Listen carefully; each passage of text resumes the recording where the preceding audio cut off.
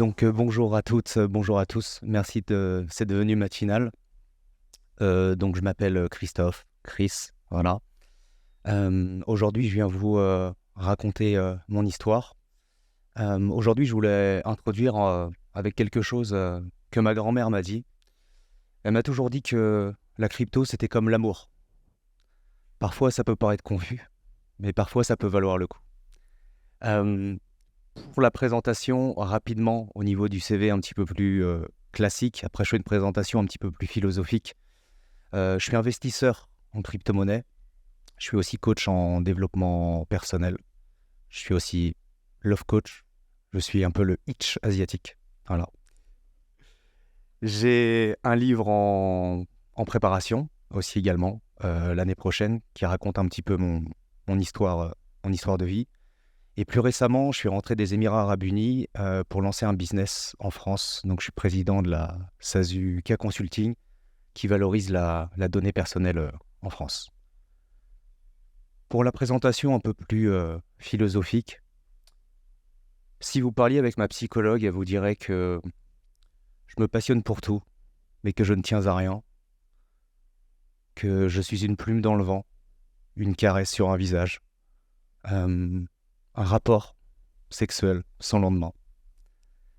Aujourd'hui, la vocation de ce speech, je ne sais pas si effectivement je vais vous inspirer aujourd'hui, mais en tout cas, je voulais vous livrer un fragment de ma vie et vous raconter un peu mon background et vous raconter un petit peu pourquoi je suis devant vous aujourd'hui.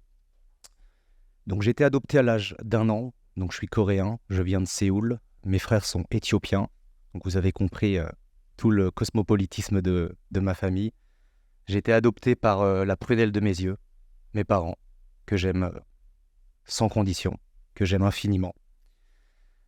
Au niveau du parcours un peu standard, j'ai fait des études en philosophie, puisque je me destinais effectivement à être plutôt prof de philosophie.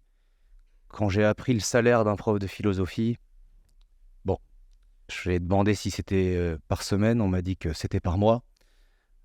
Donc, vu la difficulté de l'agrégation, je me suis dit, bon, je vais peut-être switcher. Je suis un homme qui est très très curieux, qui est avide d'expérience, qui a besoin de sentir, qui a besoin de ressentir les choses. Et je ne crois pas au hasard. Un jour, je me balade dans la rue, donc dans ma province nantaise, ceux qui connaissent, et un directeur de casting vient dans la rue me voir et m'aborde et me demande si je suis libre pour un photoshoot. Un photoshoot, je ne savais pas du tout ce que c'était. M'a dit, bah, tu vas venir dans une agence de modèles, tu vas faire des essais de photos, bien évidemment c'est gratuit, et si tu es retenu, bah, peut-être qu'on va te donner du travail. Vous doutez bien que j'ai accepté, en grand curieux que je suis. Donc j'ai été faire la séance, donc j'étais très très impressionné parce que c'est la première fois que j'étais dans un studio photo, c'était vraiment quelque chose d'hors du commun pour moi. Donc j'ai fait la séance et rien ne se passe pendant quelques semaines. Et peut-être un mois après, je reçois un appel du directeur de casting, me dit que j'ai été retenu pour une campagne publicitaire pour une marque de vêtements. Donc c'était quand j'étais jeune et svelte, et un peu moins le cas aujourd'hui. Mais ça a été ma première expérience dans l'artistique. Ça m'a donné beaucoup d'idées et passionné par les mots, passionné par la lecture, passionné par tous les arts en général, que ce soit le cinéma, la sculpture, la musique classique, tous les arts en général. Euh, je quitte ma vie nantaise et je pars à Paris avec mon découvert non autorisé de 1 000 euros et je pars étudier le théâtre à Paris. Donc ça a été mon premier passage à Paris.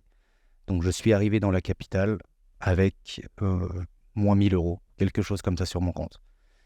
J'avais une amie à l'époque, je lui rends hommage d'ailleurs puisque elle s'est suicidée l'année dernière, qui m'a poussé à travailler des textes et à commencer à me connecter avec des directeurs de casting, plus liés effectivement à la pub au début. Donc je commençais à intégrer des cours, les cours blanches, notamment à Colombes, pour vraiment m'approprier le jeu, m'approprier les techniques de jeu, m'approprier la position du corps dans l'espace, etc. Donc ça a été une période riche. Et par la force des choses, par la force de travail, par la force de casting, qui est à peu près le retour de 1 sur 50, quand vous avez de la chance, puisque pour info, le type asiatique en France, c'est très compliqué d'avoir du travail dans la comédie en France. J'ai quand même réussi à avoir mon petit statut d'intermittent. Euh, donc c'était une vie qui était riche de rencontres. Pas d'argent. Mais ça a été sûrement mon plus beau métier, vraiment de loin. J'ai rencontré des âmes incroyables, d'une pureté, avec des auras, mais vraiment qui m'ont bouleversé. Et c'est vraiment là que j'ai commencé à comprendre la vie, à travers les textes et à travers toutes ces rencontres. Donc ça a été une période par contre qui d'un point de vue matériel a été très très compliquée. Donc il ne s'agit pas ici de faire pleurer dans les chaumières, mais j'ai su ce que c'était quelques jours que de dormir dans la rue, parce que par fierté, je n'avais pas osé auprès de mes parents de leur dire que financièrement, c'était très compliqué. Mes parents étaient ouvriers, donc c'est toujours compliqué de demander déjà en général à sa famille de l'argent, et qui plus est quand vos parents n'ont pas beaucoup plus de moyens finalement que vous.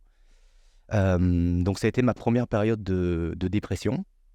C'est vrai que les bancs de Gare du Nord n'étaient pas super confortables, mais effectivement, c'est aussi ce pourquoi je suis ici aujourd'hui. Mon premier message, c'est qu'aujourd'hui, un de mes mots préférés de la langue française, c'est la résilience. On en parlait hier.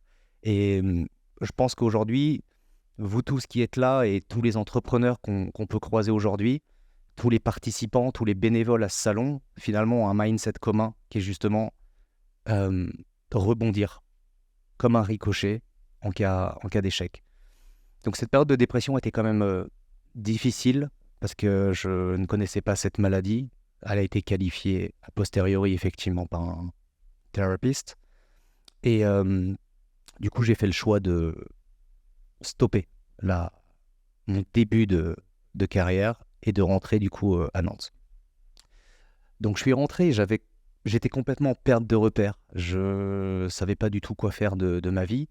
Et c'est vrai que c'était ma première évasion de la matrice, comme j'appelle. Je retourne à Sion, à Nantes, et du coup, que puis-je faire de ma vie? Et j'ai cette idée pour retrouver une certaine santé mentale stable de reprendre des études. C'est pas que j'étais passionné par les études, mais je me dis, bon, j'ai quelques petites facilités, bon, peut-être que je vais pouvoir reprendre des études. Donc j'ai googlisé, voilà, qu'est-ce qui rapporte dans le cursus professionnel. Voilà. Je suis tombé sur la finance. Donc j'ai intégré effectivement le CNAM, le Conservatoire national des arts et des métiers, et j'ai repris des études en finance, droit et économie de gestion.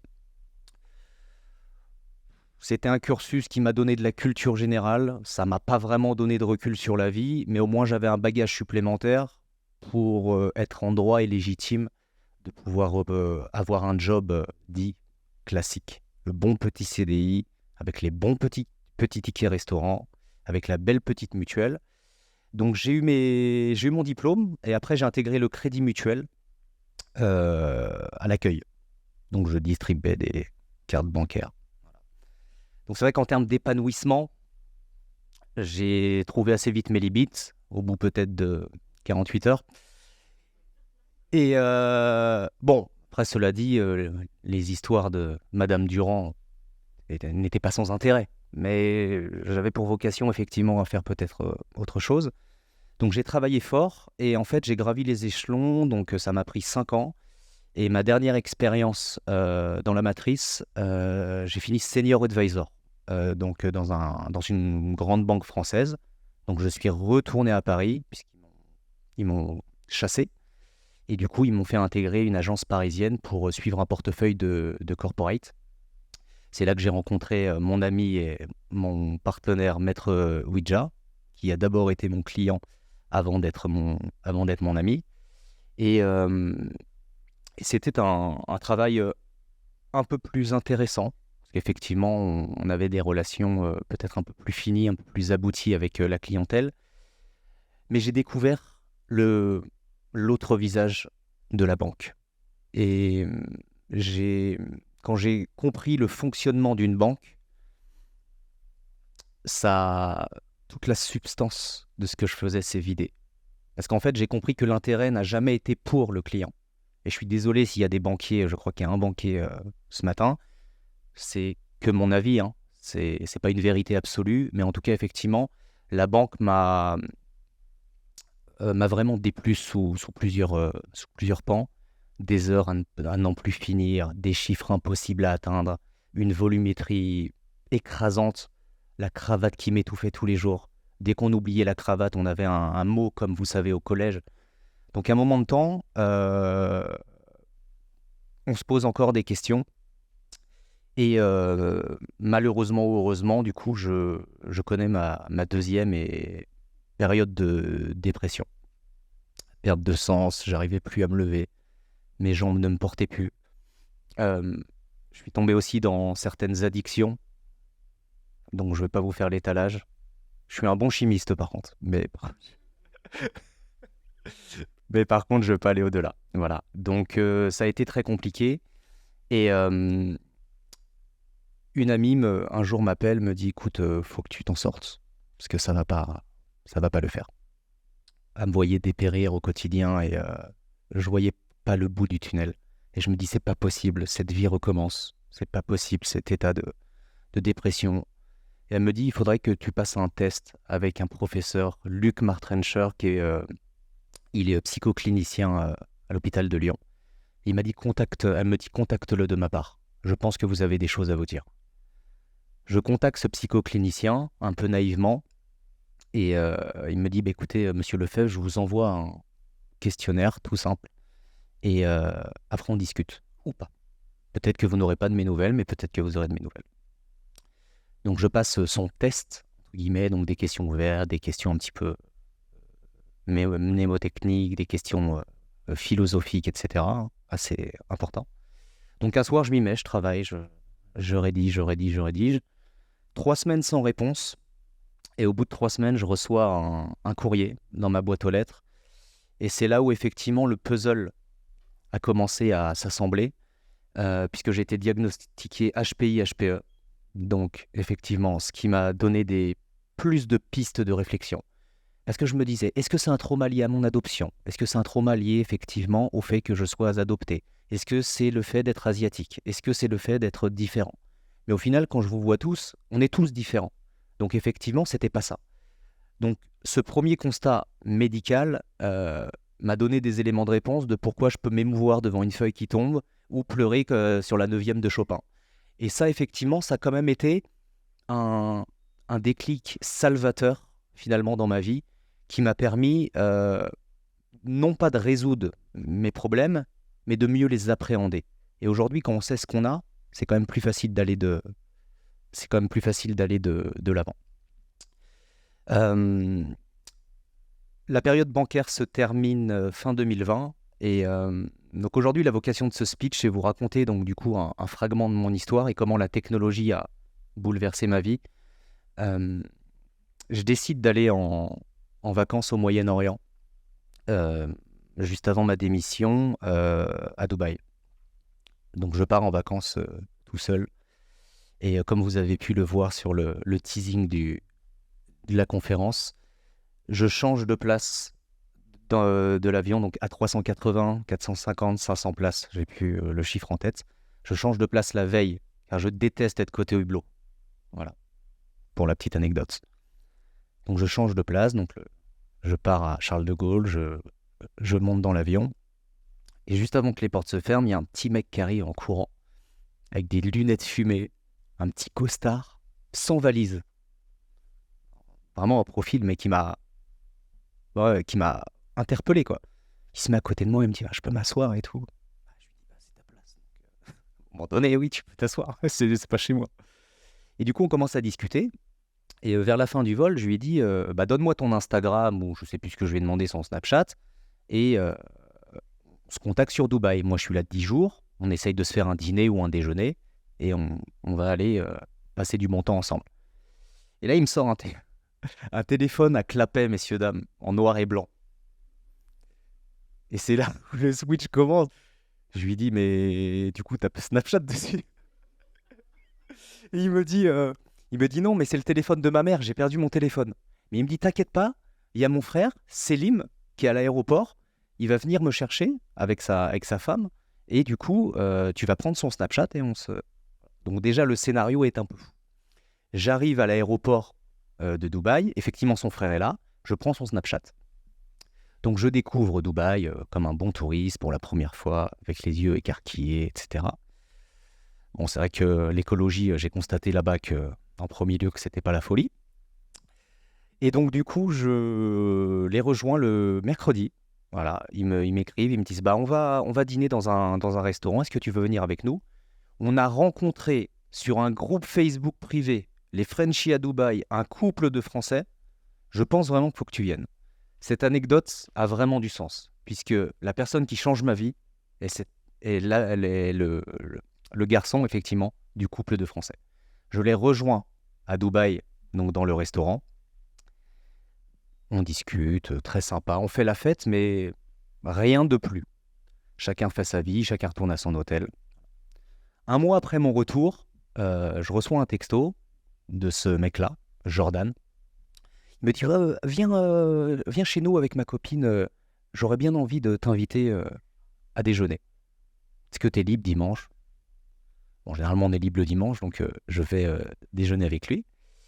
Et j'arrive chez lui, et là on commence à discuter un peu plus de nos vies. Parce que c'est vrai que je me souvenais plus, vous savez, en vacances on fait beaucoup de rencontres et on ne sait plus vraiment qui est qui. Et je lui dis, mais tu fais quoi toi dans la vie Parce que le garçon beau gosse, full Louis Vuitton et tout, machin. C'est bien, apprends-moi. Et il me dit, je suis au RSA. Aucun jugement. Moi, tous les humains ont la même valeur sur mon échelle personnelle, j'ai aucun jugement. Mais je lui dis, mais le RSA, ils ont pas augmenté un peu les quotas là? Parce que 3000, du coup, ça commence à... Il dit, non, je bricole. Je lui dis, tu bricoles quel genre de choses, du coup, parce que j'aimerais bien connaître quels sont ces bricolages, finalement. Il me dit, je fais de la crypto-monnaie. Il me dit, tu connais? Bah, je dis, c'est le Bitcoin, là, le truc. Bah, il me dit, ouais, ouais, c'est exactement ça. Il me dit, t'as déjà investi? Bah, je dis, non, moi, je suis dans la banque. Bitcoin, non. I love centralization. Donc, non, c'est impossible, je connais pas. Il me dit, putain, t'as tort, hein, ça rapporte et tout, c'est bien. En plus, on est dans une bonne année, 2021, c'est bien, quoi. Ok. Il me dit, allez, lundi, je viens chez toi, commande une pizza, branche la console, et je te fais investir ton premier euro. Commence à me connaître, je suis un peu curieux. Viens chez moi. Il vient effectivement le lundi. Et effectivement, on commence... alors, il me parle de Binance, de Trust Wallet, de nœuds, d'exécution, de pool de liquidité, de blockchain. Je lui dis, frérot, parle-moi français. C'est quoi ça? C'est quoi ces mots? Je ne comprends pas. Il me dit, mais non, mais il m'installe tout, il me fait les mots de récupération, la seed sentence, tout ça, tout ça, tout ça. Et effectivement, il commence à m'investir des sous. Donc, il me dit, combien tu veux mettre? Je lui dis, faut mettre combien pour gagner? Question vraiment basique que n'importe qui vous a posé au moins une fois dans votre vie à un dîner. Combien je mets et sur quoi? Bah, il me dit, t'occupe pas sur quoi, je m'occupe du sur quoi, par contre, dis-moi combien. Bah, je lui dis, je sais pas, 2000 euros. Bah, il me dit, 2000 euros, c'est costaud parce que tu peux quand même tout perdre en 8 secondes. Ah, je dis, ah ouais, la crypto, ça va vite quand même. Ça va vite, ça va vite. Par contre, il me dit, tu peux gagner 10 000 euros en 10 secondes. Ah ouais. Donc, j'ai dit, c'est du gambling. C'est jouer à Deauville, jouer au casino, et c'est la même chose. Il me dit, non, pas vraiment, parce qu'il y a des projets qui ont des roadmaps avec des white papers, des choses comme ça. Il me dit, tu les lis un petit peu, tu vas sur Twitter, tu regardes s'il y a des abonnés, et c'est bon. Il me dit, plus il y a d'abonnés, plus tu fais de l'oseille. Oh là là là là là là, je me dis, c'est quoi ce délire et tout. Bon, vas-y. Je prends mon petit Revolut, je lui fais un virement je fais un virement sur Binance, et effectivement, il commence à m'investir mon argent sur des choses. Et en fait, c'est là où le tournant s'opère, puisque vous n'êtes pas sans savoir qu'en 2021, l'année a été particulièrement exceptionnelle. Voilà. Et du coup, ma vie financière, là où je vais à la rencontre de la liberté, commence en 2021. Et effectivement, ce garçon, le français, rencontré sur un groupe Facebook, je change de place dans l'avion, je rencontre le frère du frère, c'était improbable. La probabilité, l'effet papillon était impossible. Et pourtant, ça m'est arrivé. Donc j'ai mis beaucoup de temps à comprendre ce qui m'était arrivé. Donc j'ai fait la chaîne à l'envers. J'ai gagné avant de comprendre. Puisque j'ai gagné de l'argent, je ne savais pas ce que c'était qu'une transaction. Je ne savais pas ce qu'était une clé API. Je ne savais pas ce qu'était une blockchain. Vous vous rendez compte, hein? C'est quand même un truc de fou. Et c'est là où le prisme philosophique a complètement disrupté mon esprit. Dans le sens où moi j'ai toujours été élevé, mon fils, il faut que tu travailles dur à l'école.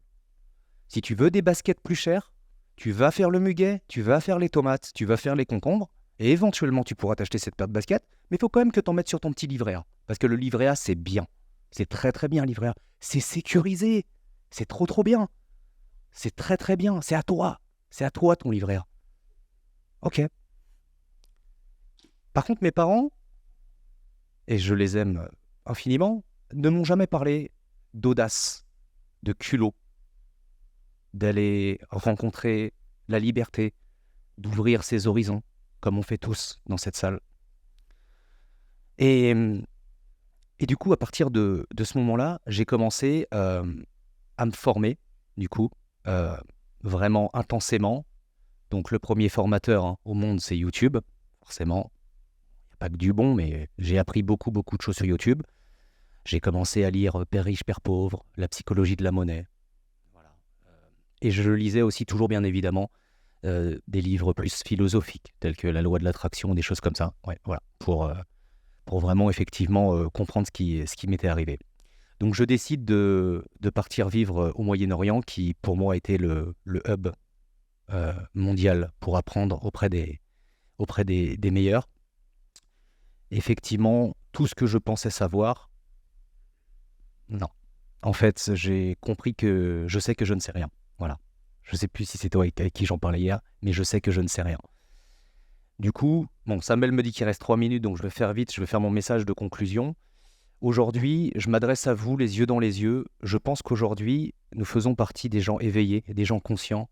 Donc nous avons une mission qui est philosophique, sociale et sociétale. Vous avez tous, effectivement, en tant qu'entrepreneurs, connu l'échec.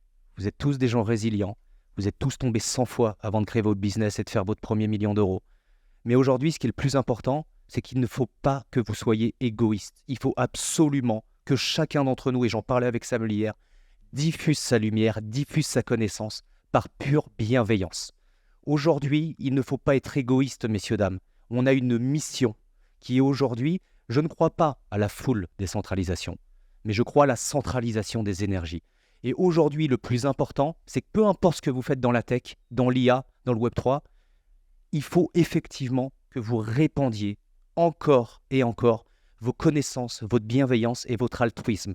Parce qu'aujourd'hui, on est dans un monde compliqué où l'inflation est en train de tuer les populations, est en train de tuer l'Amérique du Sud, qui est un continent qui m'est cher, qui est en train de tuer le Maghreb. Donc aujourd'hui, il faut impérativement qu'à notre humble niveau, mais si chacun met sa pierre à l'édifice, on pourra effectivement répandre une parole. Je ne suis pas un gourou en développement personnel qui vous parle, mais juste je crois fermement que la technologie peut influer sur le cours de la vie des gens. Et enfin, je vais conclure avec une phrase qui m'est très chère, une phrase qui a toujours un peu guidé ma vie, c'est que je n'ai pas peur vraiment de mourir, mais j'ai peur de ne pas assez vivre. Merci beaucoup.